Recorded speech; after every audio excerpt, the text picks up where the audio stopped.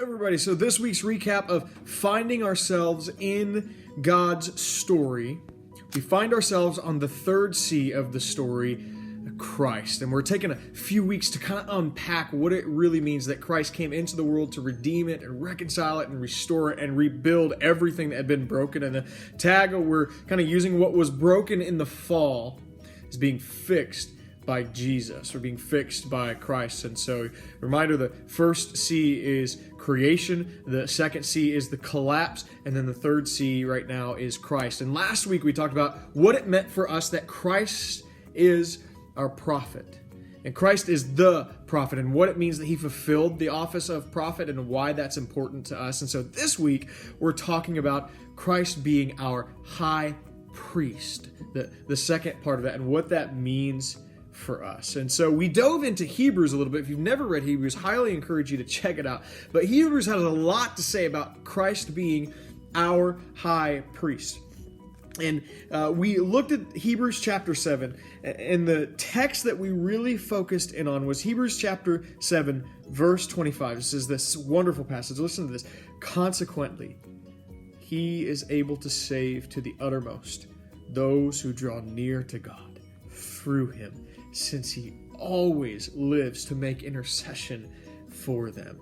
This is an excellent, amazing promise and passage for us. And so we talked a little bit about what it means that Christ was a high priest. Who were the high priests? And what is that talking about? The high priests were a part of the Levitical priesthood set up in the Old Testament among the Hebrew people, God's chosen people of Israel, to make intercession and sacrifices for the people. The high priest in particular would go before God into the tabernacle or the temple in the Holy of Holies, where the presence of God dwelt, and he was the only one that could do it, and he could only do it once a year to make an atoning sacrifice or a payment, a blood sacrifice for the sins of the people and for his own sins. And so that was kind of the covenant, the old covenant that God had set up with his people, Israel.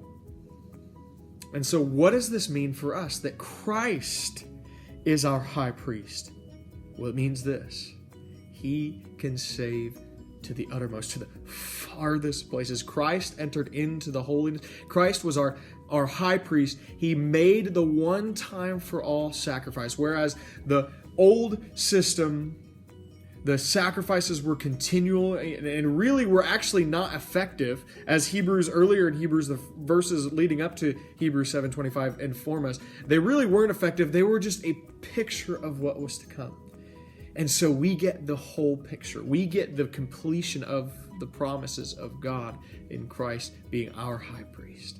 So he always lives to make intercession for us. So Christ ushers in a better, a stronger, and a longer covenant. Hebrews 7 earlier in the verses tells us that the high priest would die and had to be replaced, and they had to make their sacrifices continually. Christ came once for all and always lives to make intercession for those that would draw near to God through him. And he can save. Oh, this is such good news. He can save anyone. There's no one too far gone. There's no one that can outrun the grace of God. And there's no one that's beyond the grace and mercy that is ours in our high priest, Jesus. So now that we get to go before God always, because Christ goes before us, and Christ is our high priest and makes us his children, makes us the children of God. And so it's vastly important that we understand that Christ is our representative. Christ goes before us. Christ makes us holy. Christ made the sacrifice. Christ shed the blood.